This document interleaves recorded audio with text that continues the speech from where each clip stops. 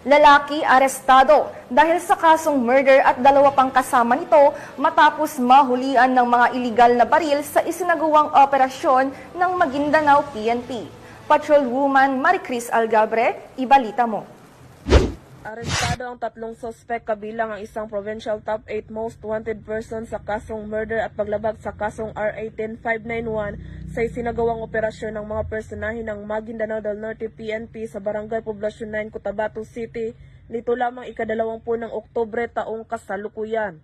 Kinilala ni Police Colonel Victor G. Rito, Provincial Director ng Maguindanao del Norte Police Provincial Office ang mga suspect na sina alias Dato Mansor, 29 anyos, isang Provincial Top 8 Most Wanted Person, alias Jim, 37 anyos at alias Jom, 41 anyos na pawang residente ng Maguindanao del Norte.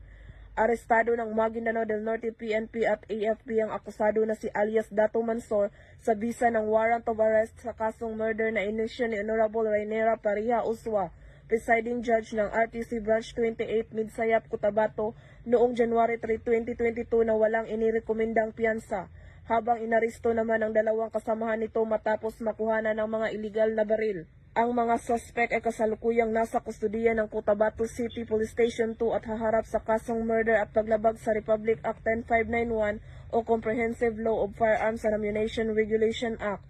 Patuloy ang mga kapulisan na makipagtulungan sa iba't ibang ahensya ng pamahalaan at komunidad upang masugpo ang kriminalidad at mapanatili ang kapayapaan at kaayusan sa bayan ng Cotabato at buong Maguindanao del Norte. Mula rito sa rehiyon ng Bangsamoro, ako ang inyong PNN correspondent, Patrolwoman Maricris Algabre, alagad ng batas, taga-taguyod ng Balitang Pulis.